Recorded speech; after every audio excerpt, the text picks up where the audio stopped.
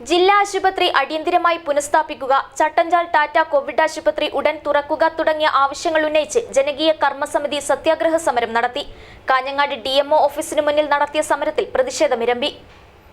This news brought to you by കേരളത്തിലെ ഏറ്റവും വലിയ ടൈൽസ് ആൻഡ് സാനിറ്ററി വെയർ വിൽപ്പനക്കാരായ ABC group, ABC sales corporation, BC road, Kasaragod. Kanhangad ജില്ലാ ആശുപത്രിയിൽ 12ഓളം ചികിത്സാ വിഭാഗങ്ങളിലായി ആദിവാസികളടക്കം 2000ഓളം രോഗികളായിരുന്നു ദിനംപ്രതി ചികിത്സ തേടിയെത്തിയിരുന്നത്. രോഗികളെ കിടത്തി ചികിത്സിക്കാനുള്ള 360 കിടക്കകളുടെ സൗകര്യം ഇവിടെയുണ്ടായിരുന്നു.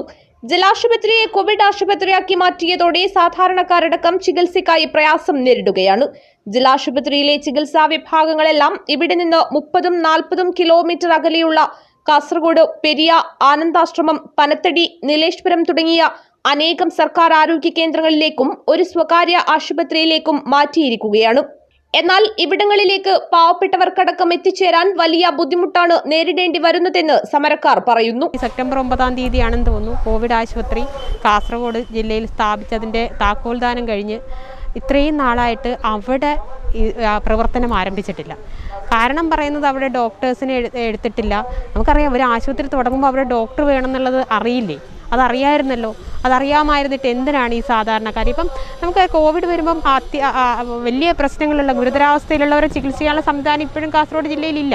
60 കോടി രൂപ മുടക്കി ടാറ്റ ഗ്രൂപ്പ് നിർമ്മിച്ച ചട്ടഞ്ചാലിലുള്ള കോവിഡ് ആശുപത്രി സർക്കാരിന് കൈമാറിയിട്ട് മാസം 1 പിന്നിട്ടു. കഴിഞ്ഞ സെപ്റ്റംബർ 30-ന് താൽക്കാലിക ഡെപ്യൂട്ടേഷൻ വ്യവസ്ഥയിൽ 191 തസ്തികകൾ സൃഷ്ടിച്ചുവെങ്കിലും നിയമന കാര്യത്തിൽ ഇതുവരെ നടപടിയായില്ല. RMO ഉൾപ്പെടെ 39 ഡോക്ടർമാരുടെ സേവനം ടാറ്റ ആശുപത്രിയിലേക്ക് ആവശ്യമാണ്.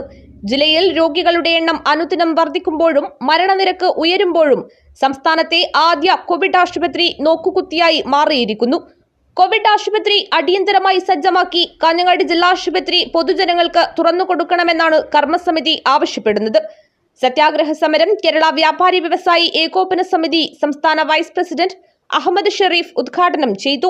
കേരളത്തിലെ കാസർഗോഡ് ജില്ല ഒഴികെ മറ്റു ജില്ലകളിലൊക്കെ ആവശ്യമായ രീതിയിൽ വിദഗ്ധ ചികിത്സയ്ക്ക് വേണ്ടി സൂപ്പർ സ്പെഷ്യാലിറ്റി ഹോസ്പിറ്റലൊക്കെ ഉണ്ടാകുമ്പോൾ കാസർഗോഡ് ജില്ലയിൽ അത്തരം ഒരു സൂപ്പർ സ്പെഷ്യാലിറ്റി ഹോസ്പിറ്റൽ ഇല്ല എന്നുള്ളത് ഖേദകരം തന്നെ.